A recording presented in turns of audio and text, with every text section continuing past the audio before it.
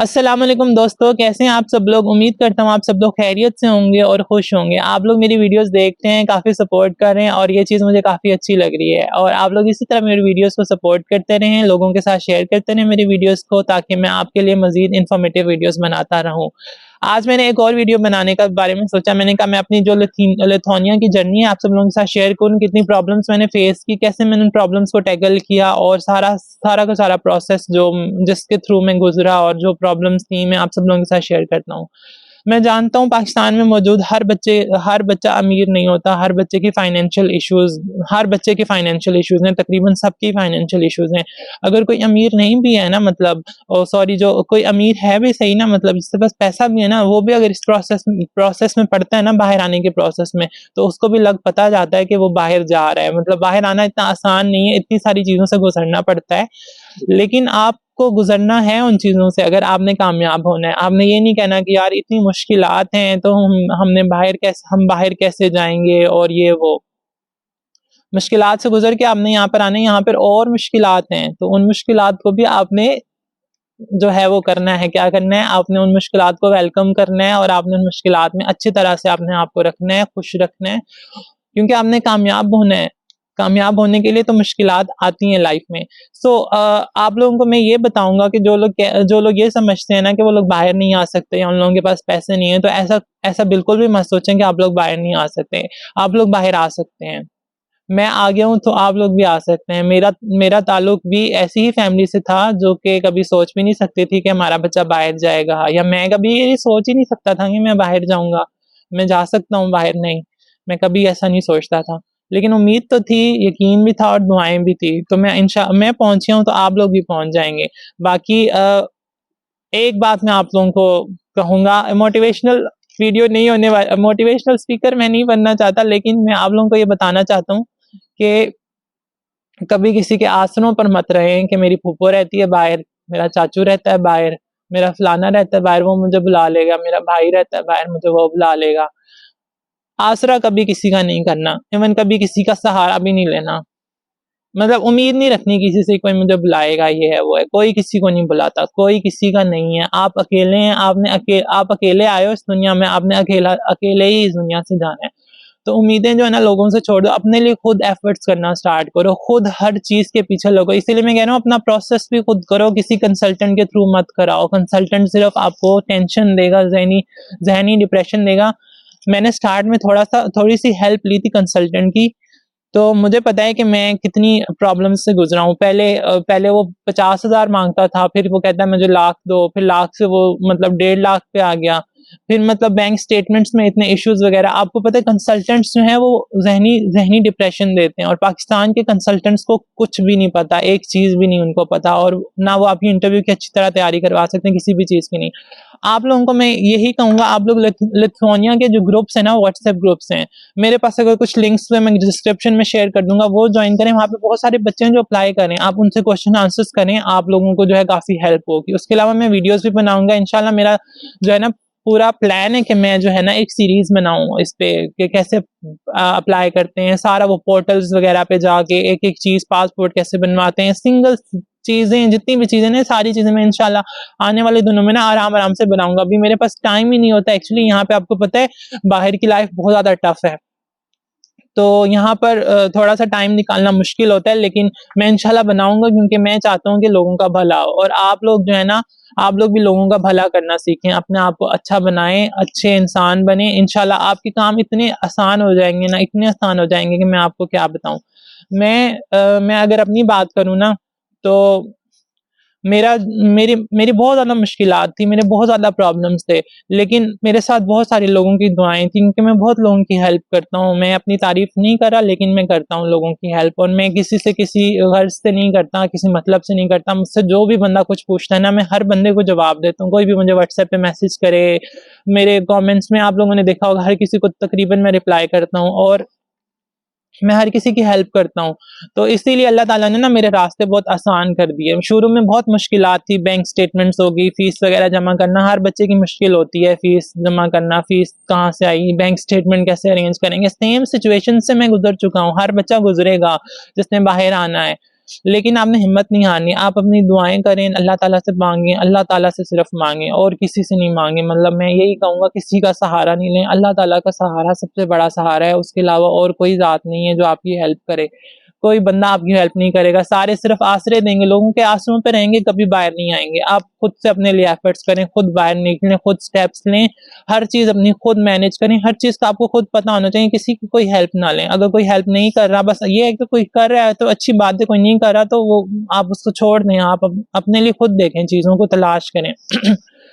YouTube पे हर चीज पड़ी हुई है, ऑनलाइन हर चीज पड़ी हुई है, लोग जा रहे हैं बाहर, आप लोग देखें और आप लोग अपना प्रोसेस खुद करें।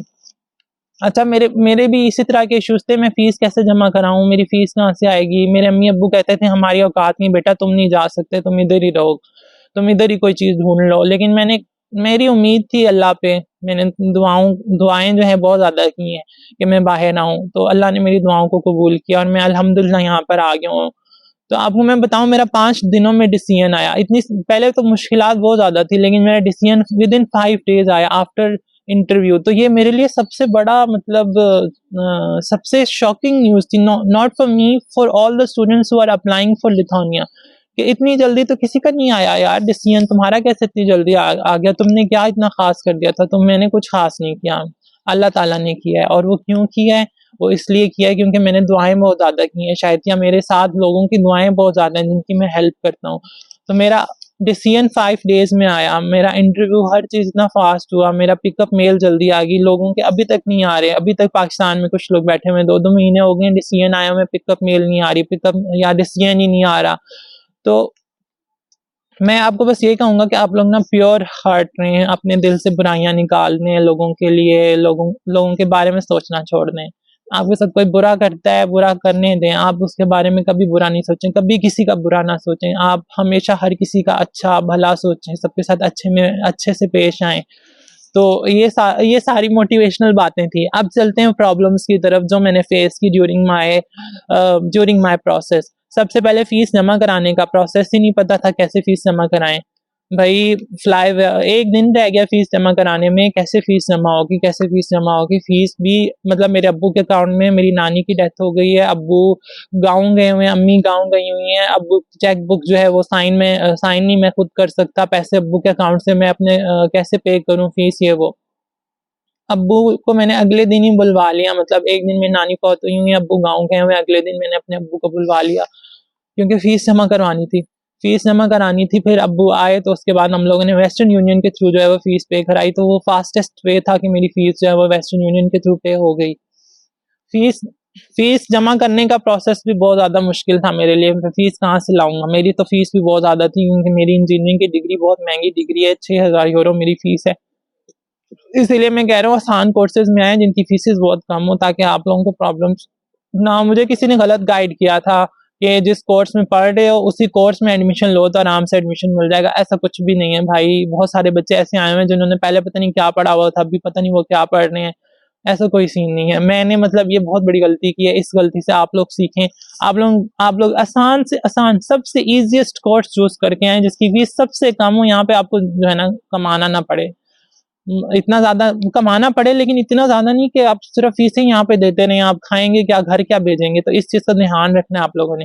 तो मेरी फीस इतनी ज्यादा थी और फीस मतलब मतलब फीस से 50-60 हजार कम हो रहे थे। अब वो मतलब वो भी उसी वक्त एट द स्पॉट, आपको पता है अरेंज करना कितना मुश्किल होता है। लेकिन खैर बाय द वे सब कुछ हो गया। प्रोसेस नहीं पता था फीस कैसे जमा होगी क्योंकि फ्लाई वायर के थ्रू करानी थी। बैंकों में जाऊँ, बैंक वाले कहें हम नहीं करते हैं। वेस्टर्न यूनियन वालों के पास जाऊँ वो कुछ ज्यादा रेट बताएं, डेबिट कार्ड से पे करूँ तो वो पता नहीं 1,80,000 उस पर टैक्स आ रहा है उल्टा। मैंने कहा पता नहीं क्या होगा। खैर वेस्टर्न यूनियन के पास में गया, वेस्टर्न यूनियन वालों ने सिर्फ 3,000 रुपये मुझसे एक्स्ट्रा ली और वो जो उनका टीटी रेट होता है पता नहीं, उस हिसाब से उन्होंने मेरी फीस पे कर दी। मतलब 50-60 हजार एक्स्ट्रा लगे और मेरी फीस पे हो गई। मेरी फीस अल्हम्दुलिल्लाह पे हो गई और मुझे जो है ना वो अगले दिन ही जो है ना वो मतलब आ गया, एक्सेप्टेंस लेटर आ गया। अच्छा, मेरी फीस में से 25 यूरो कटे हुए थे। अब ये 25 यूरो क्यों कटे हुए थे, मैंने वेस्टर्न यूनियन वालों से बात की, आप लोगों ने काटे हैं, आप लोगों ने जो है ना वो इसमें से काटे, यूनिवर्सिटी के पास पूरी फीस नहीं पहुंची। तो 25 यूरो का इतना मसला नहीं होता, अगर किसी का ऐसा मसला होता है ना थोड़ी सी फीस कट जाती है फीस जाते जाते, तो कोई इशू नहीं है। वो यूनिवर्सिटी वाले अभी मैंने बात की, कहते हैं कोई मसला नहीं, अगली फीस के साथ वो दे देना, 25 यूरो का कोई इतना मसला नहीं होता, 25 यूरो की वजह से आपका यूनिवर्सिटी एडमिशन नहीं वो ख़राब करती। वो कुछ बैंक के चार्जेस होते हैं आगे पीछे होके वो थोड़े कट जाते हैं, तो उसका कोई इशू नहीं है।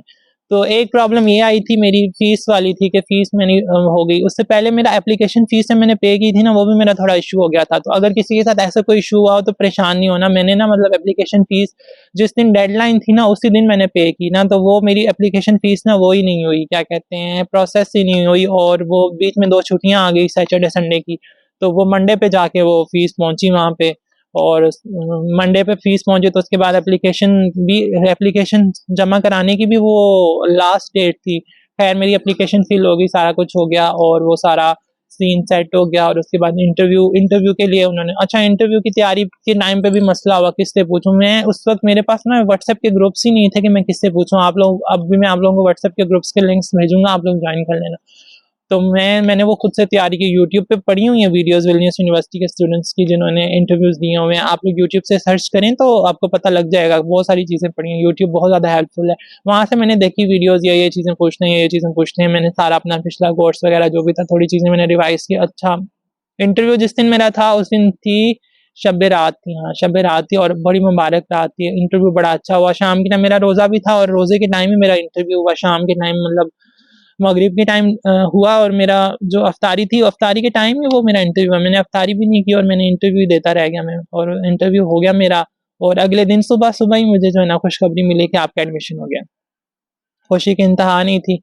तो फिर फीस का इशू मैंने बता दिया, फीस जमा हो गई। फीस के बाद फिर क्या भाई, बैंक स्टेटमेंट का सबसे बड़ा इशू इन्वेस्टर की सर्विसेज लेने के बारे में सोचा। इन्वेस्टर के पास गए, इन्वेस्टर ने कहा आप अपने अब्बू का जो है वो हमें दे दो जी, एटीएम कार्ड दे दो, एचपीएल वाली वो जो चेक बुक होती है वो दे दो, उसके अलावा प्लॉट के कागजात दे दो, कोई चीज़ हमारे पास श्योरिटी के तौर पर रखवाओ, हम लोग आपसे 1.5 लाख भी लेंगे, और 1.5 लाख एक महीने का लेंगे। मतलब आपसे मैंने 30 लाख की बात की थी कि 30 लाख आप ना हमारे अकाउंट में 3 महीनों के लिए रखें, हम आपको इतने पैसे देंगे हर महीने। कहता है कि आप लोग दे दो, तो 1.5 लाख जो है ना महीने महीने महीने में लिया करूँगा। हमने कहा चलो ठीक है यार, हम कहाँ से लाएं 30 लाख, क्योंकि सबसे बड़ा मसला ही बैंक स्टेटमेंट का था। मैंने कहा चलो इन्वेस्टर की सर्विसेज ले लेते हैं, 1.5 लाख दे देंगे। इन्वेस्टर ने जो है वो एग्रीमेंट भी करवा लिया कि अगर ये 30 लाख, मतलब सारा कुछ लिखवा लिया उसमें ना स्टाम्प पेपर पे कि अगर ये नहीं दे सका तो मैं इसके खिलाफ जो है ना लीगल एक्शन लूंगा मेरे अब्बू के नाम पे। मतलब वो सारा हमने कराया, वो सारा कुछ मैंने सारा कुछ खुद किया, एक एक चीज़ मैंने खुद किया, मैंने अब्बू को किसी चीज़ में इन्वॉल्व नहीं किया। आप लोगों की भी मैं यही कहूँगा, हर चीज़ अपनी खुद करें, थोड़ी रिसर्च करें, लोगों के सहारों पे मत चलें, हर चीज़ खुद करेंगे तो समझ आएगी। अगर आप समझते हैं ना कि आपको कुछ नहीं पता, आपको ही सब कुछ पता है, पता करने से पता लगता है, ऐसे कुछ पता नहीं लगता। खैर आगे चलते हैं। हाँ आगे ये हुआ कि फिर वो बैंक स्टेटमेंट का जो इशू था, अच्छा उस इन्वेस्टर से बातचीत कर ली, एग्रीमेंट हो गया, सारा कुछ हो गया, और आगे जो है वो इन्वेस्टर जो है वो मुकर गया भाई। जिस डेट में उसने पैसे डालने थे वो उसी दिन मुकर गया, मैंने पैसे नहीं देने भाई, पैसे सेफ नहीं है आपके अकाउंट में। और ऐसे फजूल से इश्यूज उसने क्रिएट कर लिए, आपकी चेक बुक में से चेक बुक फटे हुए हैं, इनको जो है वो ये जो चेक बुक फटे हुए हैं इनका मुझे सबूत चाहिए, आपकी जो बैंक स्टेटमेंट है उसमें होना चाहिए, ये मतलब शो होने चाहिए कि आपने कैश क्रेडिट कराया। अब वो जो मैंने फाड़े हुए थे ना चेक, वो मैंने इस तरह फाड़े हुए थे कि जब मेरे अब्बू गाँव गए हुए थे, मैंने फीस जमा करानी थी, मैंने अब्बू के फेक साइन किए कि मैं फीस खुद से जमा करवा लूँ, अब्बू उधर है गाँव में कैसे आएंगे। तो वो जो चेक थे मैंने ऐसे फाड़-फाड़ के मतलब ज़ाया किए, तो वो उधर वो पूछ रहे थे कि आपने क्यों, मतलब ख़ैर हर चीज़ में बेहतरी होती है। मैं आपको ये बताऊँ, हर चीज़ में कोई ना कोई बेहतरी होती है, हर प्रॉब्लम में कोई ना कोई सॉल्यूशन होता है, आगे आपको उसका रिवॉर्ड मिलने वाला होता है। पहले जितनी आपने मुश्किलात देखी होती है ना, आगे उससे ज़्यादा आपको रिवॉर्ड्स मिलते हैं उसके। तो ये सीन हुआ कि बैंक स्टेटमेंट का ये इशू बना, उसने कहा नहीं मैं नहीं दूँगा, इतना परेशान मैं आपको क्या बताऊँ, रात को नींद ना आए, सड़कों पे घूम रहा हूँ, रो रहा हूँ, मतलब लोगों के माँ-बाप के सामने नहीं, अपना खुद में ही रो के पागल हो रहा हूँ, खाना नहीं खा रहा, रात को नींद नहीं आ रही, 2-3 दिन ऐसे गुज़ारे। फिर मैंने कहा पता नहीं क्या करूँ, क्या पता नहीं क्या होगा। फिर मैंने सोचा मैं गाँव जाता हूँ, शायद कोई हेल्प कर दे, कोई रिश्तेदार हेल्प कर दे, कोई दे दे 5-5 लाख कोई दे दे। लेकिन आपको पता है हालात रिश्तेदारों के भी कैसे होते हैं, उनके खुद के पास पैसे नहीं है, और हमारे तो गाँव में मतलब हम लोग सिंध से हैं, आपको मैंने शायद बताया, पता नहीं। तो वहाँ के तो हालात भी इस तरह के हैं, काफ़ी नाज़ुक सूरत हाल है वहाँ की। तो वहाँ मैं गया, उन्होंने सबने मना कर दिया, भाई पैसे नहीं है। फिर पता नहीं मुझे अल्लाह ताला की तरफ से ना कोई वही नाज़िल हुई, या पता नहीं क्या मैं कह लूँ, अल्लाह ताला की तरफ से हेल्प हुई। अल्लाह ताला की तरफ से हेल्प ये हुई कि ना मैं ऐसे मस्जिद में बैठा हुआ था और मैं ऐसे परेशान बैठा हुआ था। एक बंदा मेरे पास आया, उसने मुझे कहा कि भई आपको क्या टेंशन है? मैंने कहा मेरी ये टेंशन चल रही है, बैंक स्टेटमेंट अरेंज नहीं हो रही। उसने कहा कि देखो तुम दुआ करो, अल्लाह ताला से माँगो, और तुम मस्जिद में बैठे हुए हो, तुम बहुत अच्छा काम कर रहे हो कि अल्लाह से माँग रहे हो। तो तुम अल्लाह ताला से मांगो, और हर मगरिब से इशा की नमाज के बाद ना तुम सूरह वाक़िया की तिलावत किया करो। सूरह वाक़िया पढ़ के ना, और उसमें ये है कि ना कुल हुवल्लाहु अहद जो है ना वो 3 टाइम पढ़ा करो। घर जाके ना बस घर जाते साथ सबको सलाम किया करो, तुम्हारा प्रॉब्लम बहुत जल्दी हल होगा। अच्छा, मैंने ये चीज़ जो है वो ये भी किया, उसके अलावा वैसे भी मैंने थोड़ी रिसर्च की क्या किया जाए। बैंक्स, इतने बैंक्स में मैं घूमा, सारा दिन एक लगाया, बैंक्स, सारे बैंक्स के चक्कर लगाए।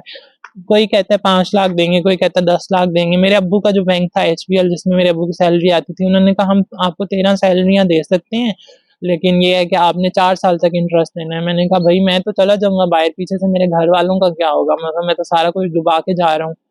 फिर मैंने इस चीज़ को जो है ना सोचा थोड़ा बहुत, फिर वो मैंने जो गोल्ड एंड कैश लोन वाला आपको बताया कि गोल्ड रखवा के नेशनल बैंक में मैंने लोन लिया, और फिर मैंने गोल्ड वापस लेके तो अपना वो लोन जो था वो वापस किया। तो मतलब उसमें इतना इंटरेस्ट भी नहीं था, 50-60 हज़ार था। तो वो मुझे बस किसी दोस्त के थ्रू पता चला, और फिर मैंने वही किया कि मैं गाँव गया अपने, मैंने अपनी सारी आंटियों वगैरह से गोल्ड वगैरह लिया, और फिर वो मैंने बैंक में रखवाया। इस तरह मेरी बैंक स्टेटमेंट का मसला हल हुआ।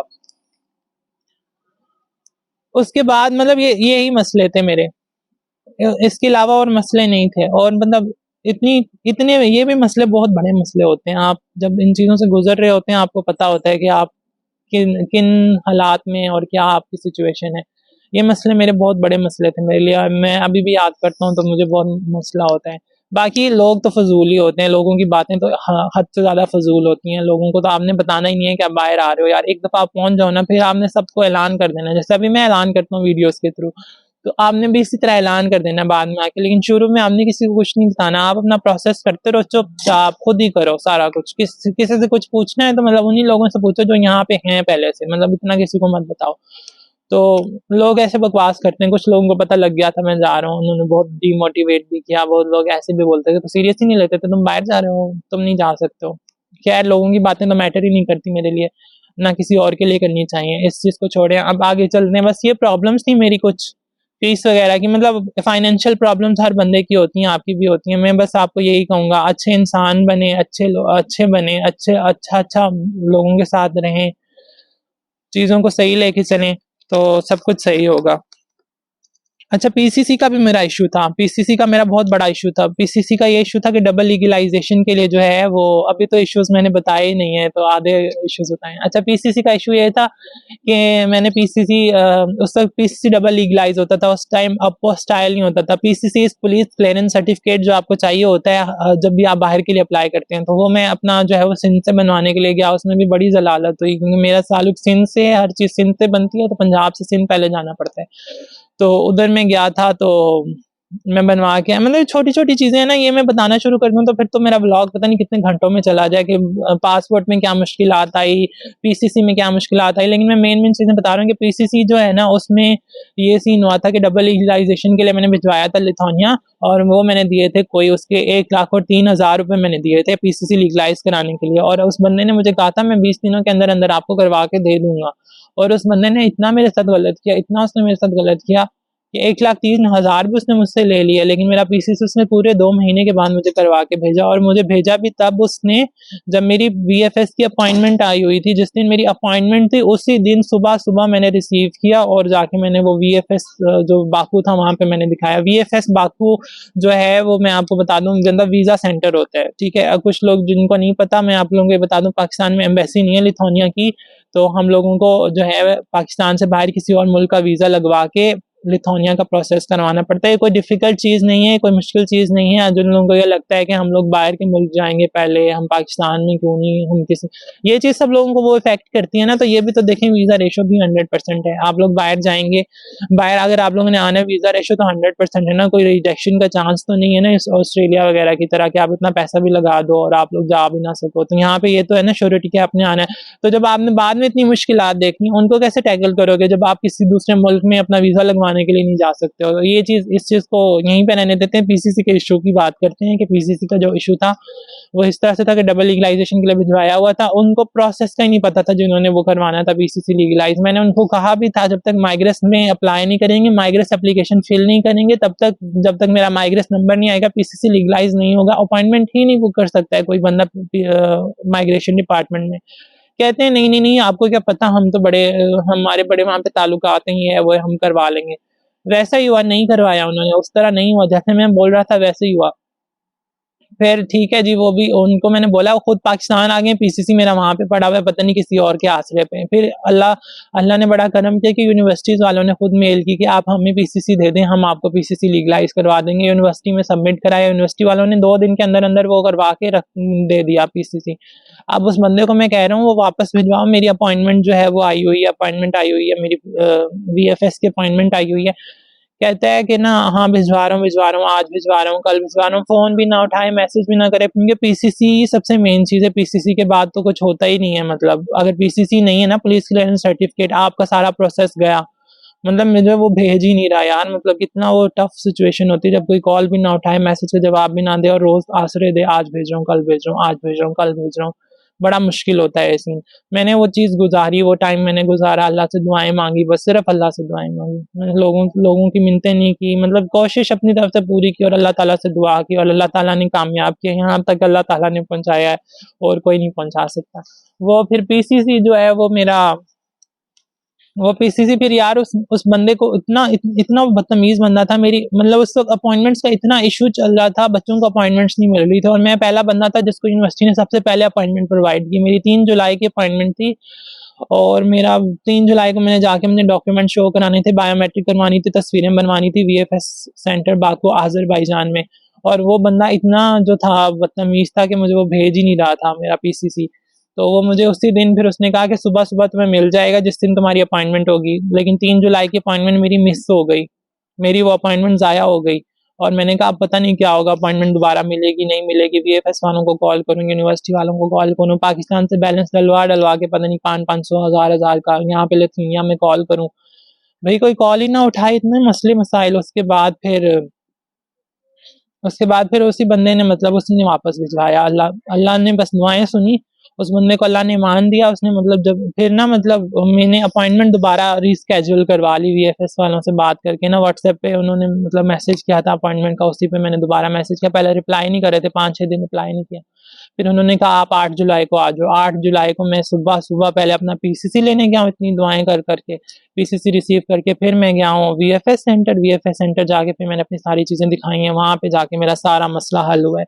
और उसके बाद जो अल्लाह ताला ने रिवॉर्ड्स यही हुए ना कि मतलब इंटरव्यू दिया 12 जुलाई को, 18 जुलाई को डिसीजन आ गया, पिकअप मेल इतनी जल्दी आ गई, हर चीज़ आगे इतनी आसान होती गई। यहाँ पे मैं आया हूँ, अकोमोडेशन के लोगों को टेंशन होती है, मुझे लोग खुद फ़ोन कर रहे थे, भाई आप हमारे साथ रह जाओ, भाई आप हमारे साथ रह जाओ। कोई मुझे कहाँ से बुला रहा है, कोई कहाँ से बुला रहा है। मुझे बस जहाँ सही लगा मैं वहाँ पे आ गया। अकोमोडेशन का मेरा पहले से इंतज़ाम हुआ पड़ा था। मतलब हर चीज़ मेरी बाद में ना बड़ी स्मूथ जा रही है और अभी भी अल्लाह का शुक्र है सब अच्छा जा रहा है। और जब भी मैं ये सोचता हूँ ना कि यहाँ पे मुश्किलात हैं या मतलब थोड़ा-सा हिम्मत टूटने लगती है, फिर मैं वो सारी मुश्किलात के बारे में सोचता हूँ कि जो मुझे यहाँ तक लेकर आई हैं, मतलब इतना सारा कुछ जो मैं फेस करके यहाँ तक पहुँचा हूँ, मैं किसी वजह से पहुँचा हूँ, मैंने कुछ करना है तो मैं यहाँ पे पहुँचा। अल्लाह ने किसी मकसद से यहाँ पे मुझे भेजा हुआ है, तो मैं अपनी हिम्मत जो है वो दोबारा से बरकरार रखते हुए उसी तरह से मेहनत स्टार्ट करता हूँ। और जो लोग ये कह रहे हैं ना कि लिथुआनिया में कुछ नहीं है या यहाँ पर आके मतलब बहुत ज़्यादा नेगेटिव चीज़ें फैला रहे हैं या वो ये कह रहे हैं कि मतलब लिथुआनिया में नहीं आना चाहिए, तो मैं ये कहना चाहूँगा कि वो लोग पाकिस्तान में भी ऐसे ही थे। उन्होंने वहाँ पे भी मेहनत नहीं करनी थी, उनसे यहाँ पे भी मेहनत नहीं होती। जिन्होंने मेहनत करनी है ना, वो यहाँ पे मेहनत कर रहे हैं।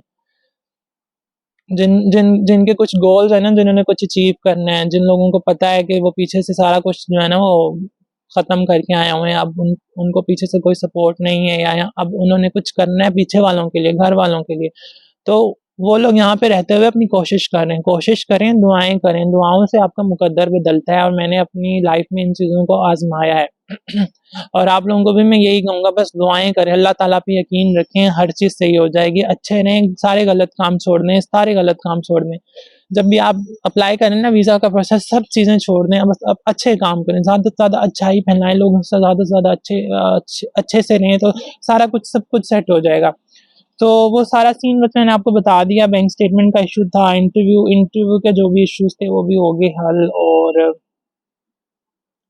अकोमोडेशन ये वो अच्छा। और मतलब मेरा जब डिसीजन जल्दी आ गया ना, तो डिसीजन जल्दी आने की वजह से ये हुआ कि मैंने टिकट्स भी जल्दी करवा ली। टिकट्स जल्दी करवाने का आपको पता है बहुत फ़ायदा होता है कि आप लोगों की जो प्राइस है ना टिकट्स की, वो बहुत कम आती है। तो मेरा एक ये भी अल्लाह ताला की तरफ से इनाम था, या कह लें रिवॉर्ड था। सब्र का फल मीठा होता है कि मतलब जब मेरा वो सारा प्रोसेस स्मूथ जा रहा था, तो उसमें मेरी टिकट्स भी होगी। मैंने विल्नियस की भी टिकट करवा ली, मैंने दोबारा आज़रबाईजान अपना वीज़ा रिसीव करने जाना था, तो उसकी भी मैंने टिकट करा ली। तो हर चीज़ जो है ना वो सही हो गई। आखिर में बस मैं आप लोगों को ये कहूँगा कि अगर आप लोगों के आसनों पे बैठे हुए हैं कि आपकी फुप्पो, आपकी ताया, आपका चाचू या कोई भी आपको यहाँ बाहर लेके आएगा, तो कोई किसी को बाहर नहीं लेके आता। इवन मैं भी किसी को बाहर नहीं लेके आ सकता। अगर मैंने किसी को आसरे दिए भी हो ना, तो अल्लाह ताला की ज़ात लेके आ सकती है। आप अल्लाह ताला से दुआएं करें और किसी के आसरों पे नहीं रहें, अपने लिए खुद एफर्ट्स करें, हर चीज़ खुद लेके चलें, हर चीज़ के लिए खुद जो है वो एफर्ट करें। अपने माँ बाप को भी जलील नहीं करें। मतलब अगर आप लोगों ने बैंक स्टेटमेंट आप लोगों से नहीं अरेंज हो रही ना, आप लोग अपने अम्मी अब्बू को भी मत बोलें कि किसी से पैसे मांगे। मैंने भी नहीं अपने अम्मी अब्बू को कहा किसी से पैसे मांग के नहीं, वो खुद जाएं। आपका काम है, आपने बाहर जाना है ना, आप अपने रिश्तेदारों से खुद जाके बात करें, भाई पैसे दो। कोई 10,000 भी दे रहा है, 15,000 भी दे रहा है, आप वो नीमत समझे, अपने पास रखें, उसको सेव करें। थोड़े थोड़े पैसों से ज़्यादा पैसे बनते हैं, और इसी तरह बैंक स्टेटमेंट बनती है।